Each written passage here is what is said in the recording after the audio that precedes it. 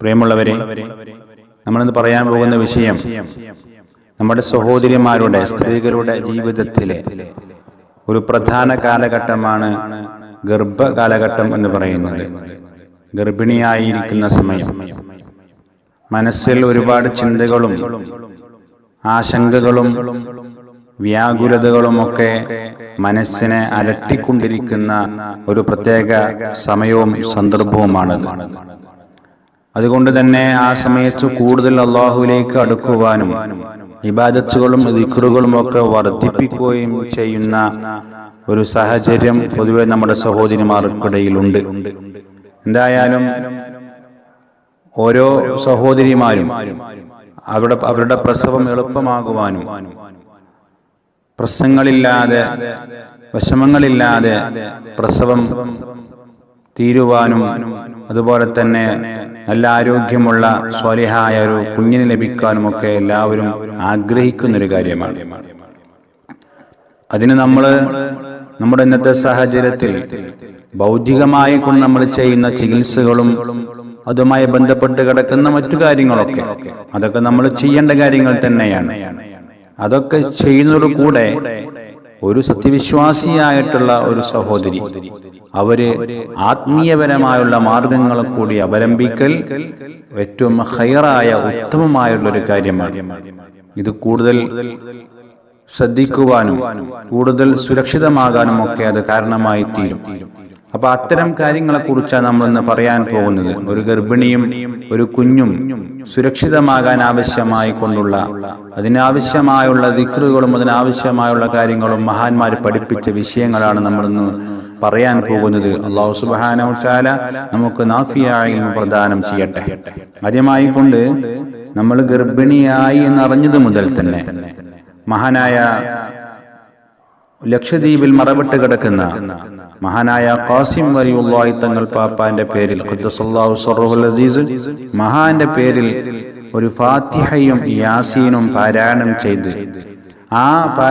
ചെയ്ത് അതൊരു വെള്ളത്തിൽ ഊതി ആ വെള്ളം കുടിക്കുന്നത് പതിവാക്കുക. അതുപോലെ തന്നെ അവരുടെ പേരിൽ ഈ ഫാത്തിഹയും യാസീൻ നമ്മൾ നിരന്തരമായി കൊണ്ട് നിലനിർത്തിക്കൊണ്ടു പോവുക. വലിയ മഹാനാണ് മഹാനായ ഖാസിം വലിയുള്ളാഹി തങ്ങൾ. അവരുടെ ചരിത്രത്തിൽ ഇങ്ങനെ ഒരു സംഭവം ഉദ്ധരിക്കപ്പെട്ടിട്ടുണ്ട്. അവരുടെ ഹയാത്ത് കാലത്ത്, ജീവിതകാലത്ത് ഒരു ഗർഭിണിയായുള്ള ഒരു പെണ്ണ് പ്രസവവേദന കൊണ്ട് പ്രയാസപ്പെടുന്ന ഒരു സാഹചര്യം ഉണ്ടായപ്പോ അവരുടെ പ്രത്യേകമായ പ്രാർത്ഥന കൊണ്ട് ആ പ്രസവവേദന ഇല്ലാതായ ഒരു ചരിത്രം അവരുടെ ജീവിത ചരിത്രത്തിൽ നിന്ന് നമ്മുടെ ഉസ്താദുമാരൊക്കെ ഉദ്ധരിക്കാറുണ്ട്. ആ അടിസ്ഥാനത്തിലുമൊക്കെയാണ് അവരുടെ ഹളറച്ചിലേക്ക് യാസീനും ഫാത്തിഹയും ഒക്കെ ഹദിയ ചെയ്തുകൊണ്ട് ദുആ ചെയ്യുമ്പോൾ ഈ ഒരു വിഷയത്തിൽ പ്രത്യേകമായ അവരുടെ ഒരു കറാമത്ത് കൊണ്ട്, ആ മഹാന്റെ ഒരു പ്രത്യേകമായ കറാമത്ത് കൊണ്ട് ഈ ഒരു വിഷയത്തിൽ ഒരു രക്ഷയും ഒരു മദതും ഒരു സഹായവും ഒക്കെ ലഭിക്കാറുണ്ട്. ഒരുപാട് ആളുകൾക്ക് നല്ല അനുഭവമുള്ള ഒരു കാര്യമാണ്. അപ്പൊ ഒന്നാമതായിക്കൊണ്ട് നമ്മൾ ചെയ്യേണ്ട ഒരു കാര്യമാണ് മഹാനായ ഖാസിം വലിയുള്ളാഹി തങ്ങൾ പാപ്പാന്റെ ഹളറച്ചിലേക്ക് ഒരു ഫാത്തിഹയും യാസീനും ഓതി അവരുടെ പേരിൽ ഹദിയ ചെയ്യുക എന്ന് പറഞ്ഞാൽ ഞാൻ ഓതിയ ഫാത്തിഹയുടെയും യാസീനിന്റെയും സവാബിന്, അതിന്റെ പ്രതിഫലത്തിന് അവിടെ ഹളറച്ചിലേക്ക്, അവിടെ ഖബറിലേക്ക് നീ എത്തിച്ചു കൊടുക്കണേ അല്ലാഹ് എന്ന് നമ്മൾ പ്രത്യേകം ദുആ ചെയ്യുക.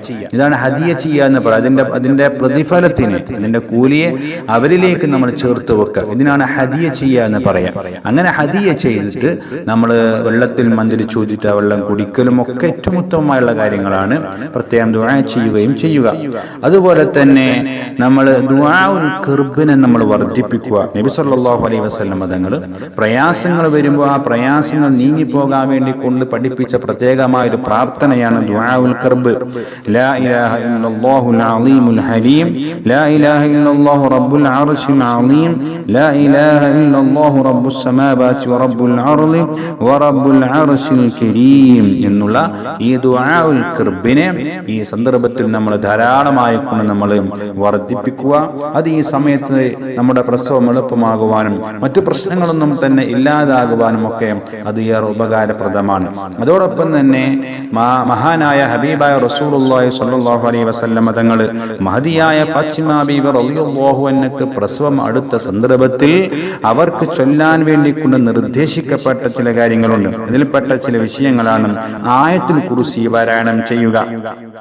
പ്രസവം അടുത്ത സന്ദർഭങ്ങളിലായിക്കൊണ്ട് മഹദിയായ ഫാത്തിമ ബീവി റളിയല്ലാഹു അൻഹക്ക് നബി സല്ലല്ലാഹു അലൈഹി വസല്ലം തങ്ങൾ നിർദ്ദേശിച്ചു കൊടുത്തതാണിത്. ആയത്തുൽ കുർസിനെ വർദ്ധിപ്പിക്കുക.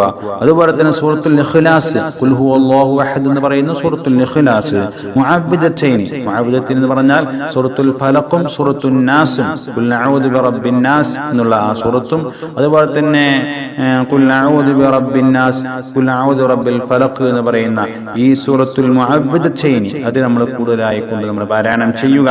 അപ്പോൾ സൂറത്തുൽ ഇഖ്ലാസും മുഅവ്വിദത്തൈനിയും അതുപോലെ തന്നെ അതിന്റെ കൂടെ إن ربكم الله الذي خلق السماوات والأرض في 6 أيام ثم استوى على العرش يغشي الليل النهار يطلبه حثيثا والشمس والقمر والنجوم مسخرات بأمره ألا له الخلق والأمر تبارك الله رب العالمين എന്നുള്ള ഈ ആയത്ത് കൂടി അതിനെ കൂടെ നമ്മൾ ഓതുക. അത് വലിയ ഫലം ചെയ്യുന്ന കാര്യമാണ്. ഇത് ഹബീബായ റസൂലുള്ളാഹി സ്വല്ലല്ലാഹു അലൈഹി വസല്ലം തങ്ങൾ അവിടുത്തെ പ്രിയപ്പെട്ട പുത്രി മഹദിയായ ഫാത്തിമ ബീവി റളിയല്ലാഹു അൻഹക്ക് പറഞ്ഞു കൊടുത്ത നിർദ്ദേശിച്ചു കൊടുത്ത കാര്യമാണ്. അതുപോലെ തന്നെ മറ്റൊരു നമ്മൾ പ്രത്യേകമായി കൊണ്ട് ശ്രദ്ധിക്കേണ്ട ഒരു കാര്യമാണ് പ്രസവ വേദന അടുത്തു വന്നു കഴിഞ്ഞ സന്ദർഭത്തിൽ, പ്രസവ വേദന ഇങ്ങനെ തുടങ്ങുകയാണ്. അത്തരം ഒരു സന്ദർഭത്തിൽ നമ്മൾ വല്ലാത്തൊരു വെപ്രാളത്തിന്റെ ഒരു പ്രയാസത്തിന്റെ സമയമായിരിക്കുമല്ലോ. അപ്പോൾ നമുക്ക് നമ്മുടെ പ്രസവം പെട്ടെന്ന് നടക്കാൻ വേണ്ടിക്കൊണ്ട് അസ്മാഉൽ ഹുസ്നയിൽപ്പെട്ട യാ ഫത്താഹു യാ അല്ലാഹ് എന്ന ഈ ഇസ്മിനെ നമ്മൾ ധാരാളമായി കൊണ്ട് വർദ്ധിപ്പിക്കുക. യാ ഫത്താഹു, യാ ഫത്താഹു എന്ന് പറഞ്ഞാൽ തന്നെ അതിന്റെ അർത്ഥം ഏറ്റവും അധികം തുറക്കുന്നവനായിട്ടുള്ള അല്ലാഹുവേ. യാ ഫത്താഹു എന്ന് പറഞ്ഞാൽ തുറക്കുന്നവൻ എന്നാണ്. അപ്പൊ ഈ ദിക്റിന് യാ ഫത്താഹു യാ അല്ലാഹ് എന്ന ഈ ദിക്റിന് നമ്മൾ ആ സന്ദർഭത്തിൽ പ്രസവ വേദന വരുന്ന ആ സമയത്ത് പ്രസവിക്കുന്നവരെയുള്ള ആ ഒരു സന്ദർഭത്തിൽ നമ്മുടെ മനസ്സുകൊണ്ടോ അല്ലെങ്കിൽ നമ്മൾ പതുക്കെ നമ്മുടെ നാവ് കൊണ്ട് ചെറുതായിട്ടോ ആ പ്രയാസങ്ങൾക്കിടയിലും ഈ ദിക്ർ നമ്മൾ വർദ്ധിപ്പിച്ചാൽ നമ്മുടെ പ്രസവം എളുപ്പമാകാൻ അത് നമുക്ക് വലിയ ഫലം ചെയ്യുന്ന ഒരു ഇസ്മാണ് അസ്മാഉൽ ഹുസ്നയിൽപ്പെട്ട യാ ഫത്താഹു യാ അല്ലാഹ് എന്നുള്ള ഇസ്മ. അതോടൊപ്പം ഇനി എന്തെങ്കിലും മറ്റു ചില വിഷമങ്ങളോ വലിയ പ്രയാസങ്ങളോ നിങ്ങളെ അലട്ടുന്നുണ്ടെങ്കിൽ ഇതിന്റെ കൂടെ തന്നെ ലാ ഇലാഹ ഇല്ലാ അൻത സുബ്ഹാനക ഇന്നി കുൻതു മിനൽ ളാലിമീൻ എന്നുള്ള ഈ ഒരു ആയത്ത് മഹാനായ യൂനുസ് നബി അലൈഹിസ്സലാം മത്സ്യത്തിന്റെ വയറ്റിൽ കിടന്നിട്ട് ചൊല്ലിയ ഒരു ദിക്റാണ്. പരിശുദ്ധ ഖുർആനിൽപ്പെട്ട ഒരു ആയത്താണത്. ആ ആയത്തിനെ നമ്മൾ വർദ്ധിപ്പിക്കുക. പ്രയാസങ്ങളൊക്കെ നീങ്ങിപ്പോകാൻ ഈ ദിക്ർ, ഈ ആയത്ത് ഏറെ ഉപകാരപ്രദമാണെന്ന് മഹാന്മാരായ പണ്ഡിതന്മാർ നമ്മെ പഠിപ്പിച്ചിട്ടുണ്ട്. അപ്പോൾ ഒരു ചെറിയൊരു ദിക്റാണല്ലോ ലാ ഇലാഹ ഇല്ലാ അൻത സുബ്ഹാനക ഇന്നി കുൻതു മിനൽ ളാലിമീൻ എന്നുള്ള ഈ ദിക്ർ നമ്മൾ കൂടുതൽ വർദ്ധിപ്പിക്കുക. അതിന് എന്തെങ്കിലും ഒരു പ്രയാസങ്ങളോ വിഷമങ്ങളോ നമുക്ക് അധികമായിട്ടുണ്ടെങ്കിൽ അത് നീങ്ങിപ്പോകാനും ഇത് ഏറെ ഉപകാരപ്രദമാണ്. അപ്പൊ ഈ ഒരു അമലുകളൊക്കെ സാധ്യമാകുന്ന രൂപത്തിലൊക്കെ നമ്മൾ ഭൗതികമായ ചികിത്സകളും മറ്റുമൊക്കെ നടത്തുന്ന കൂടെ ഇത്തരം ആത്മീയപരമായുള്ള മാർഗങ്ങളെ നമ്മൾ അവലംബിക്കുക കൂടി ചെയ്യുമ്പോൾ നമുക്കത് കൂടുതൽ സുരക്ഷിതത്വവും സംരക്ഷണവും നമുക്ക് ലഭിക്കാൻ അത് കാരണമായി തീരും. ഇതൊക്കെ മഹാന്മാരായ പണ്ഡിതന്മാർ നമ്മെ പഠിപ്പിച്ച വിഷയങ്ങളാണ്. നമ്മുടെ പൂർവീകരായിട്ടുള്ള ആളുകൾ കൊണ്ടു നടന്നിരുന്ന കാര്യങ്ങളാണ്. അതൊക്കെ നമ്മുടെ ജീവിതത്തിൽ നമ്മൾ പകർത്തുക. അല്ലാഹു സുബ്ഹാനഹു വ തആല നമുക്ക് ഇഹത്തിലും പരത്തിലും സുരക്ഷിതത്വവും സംരക്ഷണവും നൽകി അനുഗ്രഹിക്കട്ടെ. നമ്മെ എല്ലാവരെയും അല്ലാഹു രണ്ട് ലോകത്തും വിജയിപ്പിക്കട്ടെ. ആമീൻ യാ റബ്ബൽ ആലമീൻ. അസ്സലാമു അലൈക്കും വറഹ്മത്തുള്ളാഹി.